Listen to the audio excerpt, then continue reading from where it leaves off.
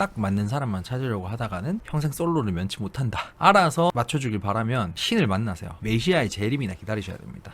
사실 이 3단계까지만 잘해도 웬만하면 다 맞춰줘요. 보통 이제 우리가 사람을 만나다 보면 안 맞는 사람이랑 만날 때도 있잖아요. 사실 안 맞는 사람이랑은 뭐 안 만나면 되지 라고 얘기하기에는 세상에는 안 맞는 사람이 너무 많아요. 어떻게 사람이 딱 맞는 부분만 있겠어요. 그럼에도 불구하고 좋으니까 맞춰가면서 만나면 된다. 딱 맞는 사람만 찾으려고 하다가는 평생 솔로를 면치 못한다. 안 맞는 면이 이만큼 있다 하더라도 좋은 면이 이만큼 있으면 무조건 잡아야지. 근데 그렇다고 해서 이제 이 해결 방법이 되게 단순 명료하진 않아요. 나름 4단계를 거쳐야 돼요. 첫 번째 단계가 싸움을 두려워하지 않아야 됩니다.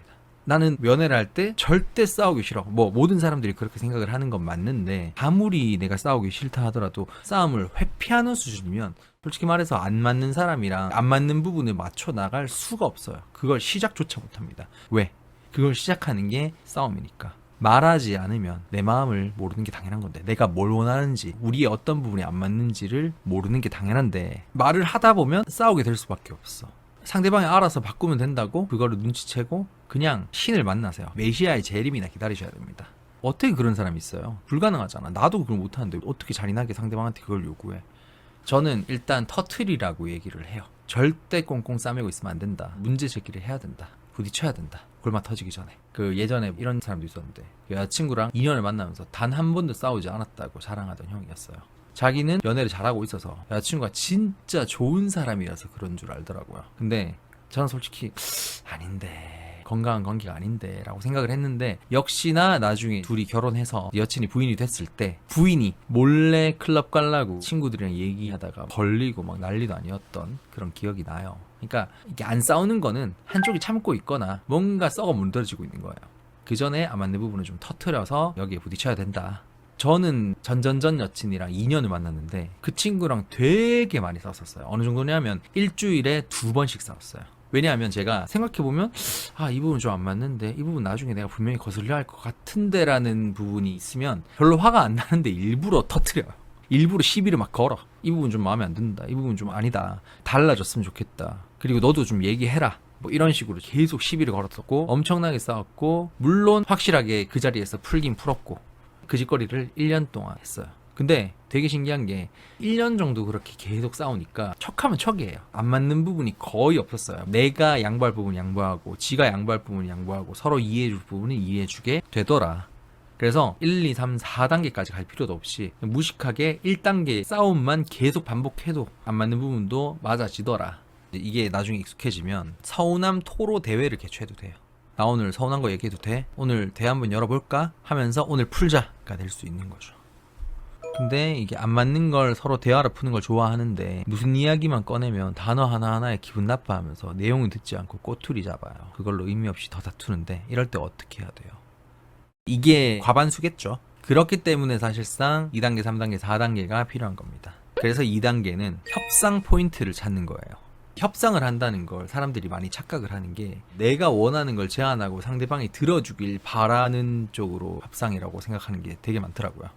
하지만 협상은 일방적으로 한쪽이 다 이득을 볼 수가 없는 게 기본입니다. 우리가 계약을 할 때도 갑과 을이 있다고 쳤을 때 을의 의무만 있는 계약서가 있어요. 그러면 그거는 노예 계약이에요. 근데 보통 되게 정당한 계약서는 갑이 잘못했을 경우에는 리스크를 줘야 된다, 을이 잘못했을 땐 이렇게 돼야 된다, 이런 조항들이 다 있습니다. 둘 다 손해와 이득을 공유해야 된다는 거예요. 대신 최대한 둘 다 덜 손해보는 쪽으로 조율을 하는 거죠. 예를 들어서 데이트 방식에서 집돌이 vs 박순이, 협상 내용을 이렇게 할 수 있겠죠. 데이트는 주 2회 한다. 단 1회는 집 데이트를 하거나 모텔로 직행하는 걸로 하자로 서로 양보를 하는 거예요. 데이트 주 2회 박순이를 위한 거예요. 하지만 그 중에 1회인 집 데이트 혹은 모텔 직행 데이트는 집돌이를 위한 거예요. 뭐 아니면 거리가 좀 멀어요, 둘이 사는 곳이. 그러면 딱 중간 지점에서 만나자. 이거는 솔직히 진짜 너무 이상론이고 너무 정 없죠. 거리에 대한 문제는 단순히 거리로 끝나는 게 아니라 시간에 대한 협상이 좀 필요하다고 생각합니다.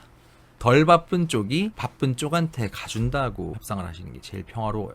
대신 데이트 비용은 바쁜 사람이 많이 낸다. 그러니까 서로가 리스크를 지는 거예요, 이렇게. 그리고 이제 표현을 잘하는 사람 대 못하는 사람이 있겠죠. 표현하는 거는 표현의 타이밍을 정하는 게 제일 좋긴 한 것 같아요. 저 같은 경우에는 와이프가 외출할 땐 꼭 배웅을 해야 되고 귀가를 했을 때 무조건 마중을 나가는 걸 거의 의무화 시켰어요. 저희 아들 포함해서 뭐 심지어 뭐 처제가 놀러 왔을 때도 그렇고 다 포함해서 누가 집에 오잖아요. 다 나와서 다 인사해줘요. 누가 나가잖아요. 다 나와서 다 인사해줘요. 근데 이게 처음에는 뭐 그렇게까지 하냐라고 생각했거든요. 저희 집은 개인 플레이였기 때문에. 근데 하다 보니까 되게 좋긴 하더라고요. 이런 것도 있었어요. 한 사람이 혼자 밥을 먹고 있을 때는 자기가 밥을 먹지 않더라도 웬만하면 같이 앞에 앉아서 말동무라도 해줘야 된다 라는 약간 암묵적인 룰도 있어요. 근데 이런 룰이 나쁘지 않더라고요. 이런 식으로 표현의 어떤 타이밍을 계속 정해놓으면은 표현을 덜 하는 사람, 안 하는 사람이 스트레스를 좀 덜 받아요. 그리고 표현을 더 원하는 사람, 더 많이 하는 사람도 억울하지 않고. 남자친구는 사랑한다는 말을 아껴요. 자주 하면 사랑한다는 말이 진심이 아니라는 것 같다면서. 그러면 그 기준을 정해야 되겠죠. 예를 들어서 특별한 날에는 무조건 사랑한다는 말을 꼭 해주자. 혹은 섹스를 할 때 한 직후에는 사랑한다는 말을 우리 꼭 해줬으면 좋겠어 서로 하면서 내가 먼저 사랑한다는 말을 해주는 거죠.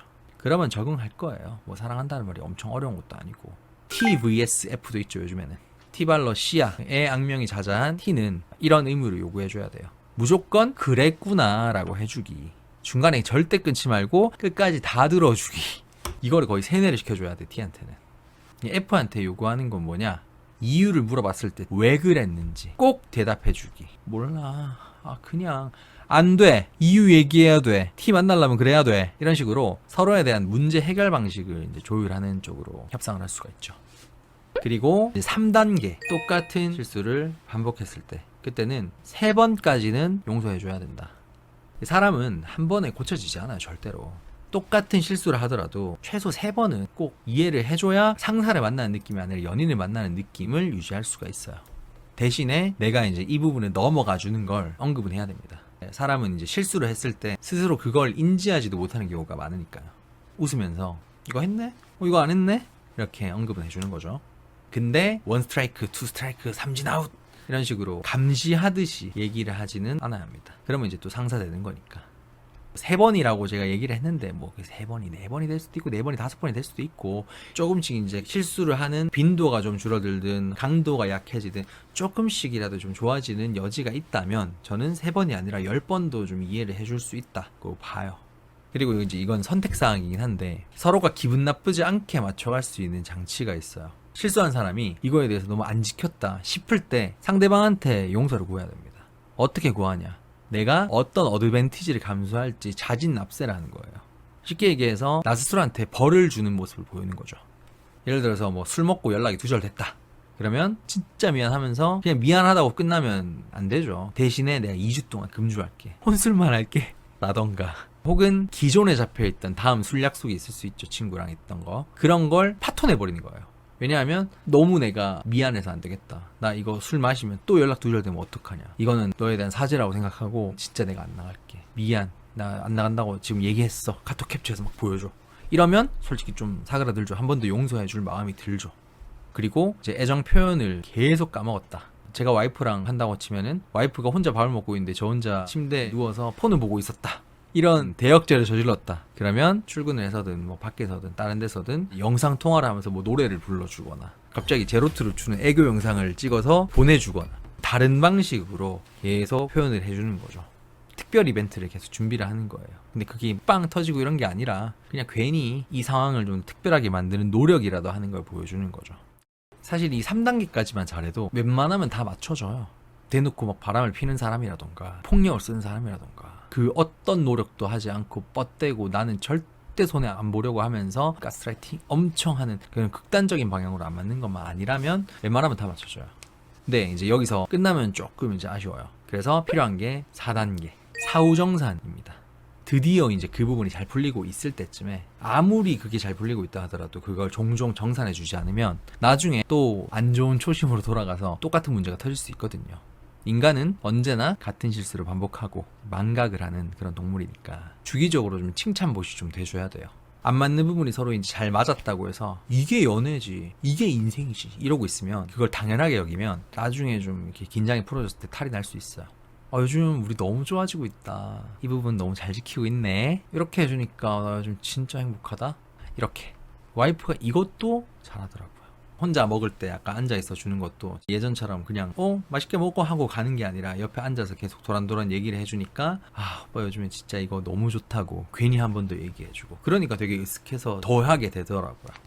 또 예전에 아무리 바빠도 하루에 한 번 영상 통화를 하자 이런 얘기도 한 적이 있는데 진짜 바쁠 때 생각이 안 나다가도 좀 덜 바빠지면서 그게 고쳐지기 시작하고 와이프가 그걸로 하나씩 다 얘기해주면서 오빠랑 통화하니까 너무 좋다 하면서 막 자기가 먼저 영상 통화도 걸고 계속 그렇게 해주니까 저도 신나서 괜히 영상 통화도 걸게 되고 더 연락하게 되긴 하더라고요.